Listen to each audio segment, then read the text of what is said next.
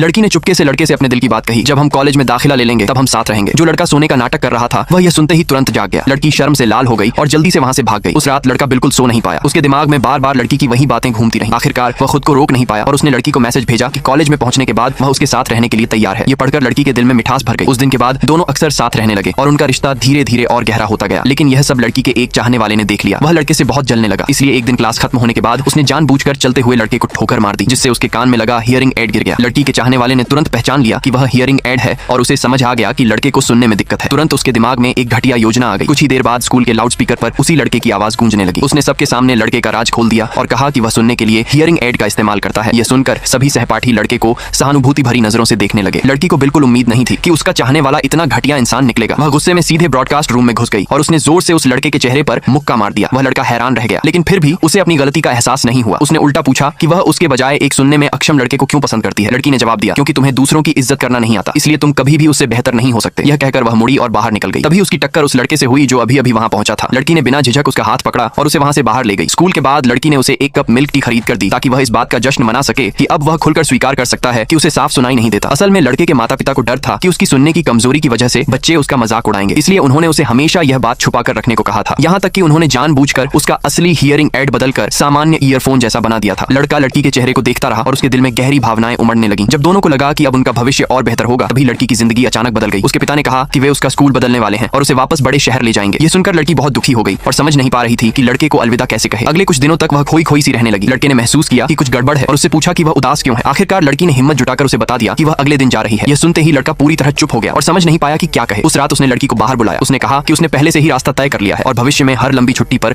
वह उससे मिलने आएगा। फिर उसने कहा कि यह गांव बहुत छोटा है और लड़की इससे कहीं बेहतर जगह की हकदार है। ये सुनकर लड़की खुद को रोक नहीं पाई और दुखी होकर उसे गले लगा लिया। दोनों ने वादा किया कि वे हमेशा संपर्क में रहेंगे। लेकिन लड़की के जाने के सिर्फ एक महीने बाद लड़के के परिवार पर मुसीबत टूट पड़ी। उसके पिता परिवार को धोखा देकर अपनी प्रेमिका के साथ भाग गए। इस सदमे से उसकी मां बुरी तरह टूट गई और गंभीर डिप्रेशन में चली गई। वह खुद को नियंत्रित नहीं कर पा रही थी और खुद को चोट पहुंचाने लगी। लड़का बिना देर किए उन्हें अस्पताल ले गया। इलाज का खर्च उठाने के लिए उसे वह सारी बचत खर्च करनी पड़ी जो उसने लड़की से मिलने जाने के लिए जमा की थी। डॉक्टर ने कहा कि उसकी मां अब और भावनात्मक सदमा सहन नहीं कर सकती। उन्हें डर था कि कहीं लड़का भी अपने पिता की तरह उन्हें छोड़कर न चला जाए। परिवार पर आई इस अचानक मुसीबत ने लड़के को अंदर से तोड़ दिया। उसे लगने लगा कि अब वह लड़की के लायक नहीं रहा और जब उसे पता चला कि लड़की पेरिस में पढ़ाई करने विदेश जा रही है तो उसने उससे रिश्ता खत्म करने की बात कह दी।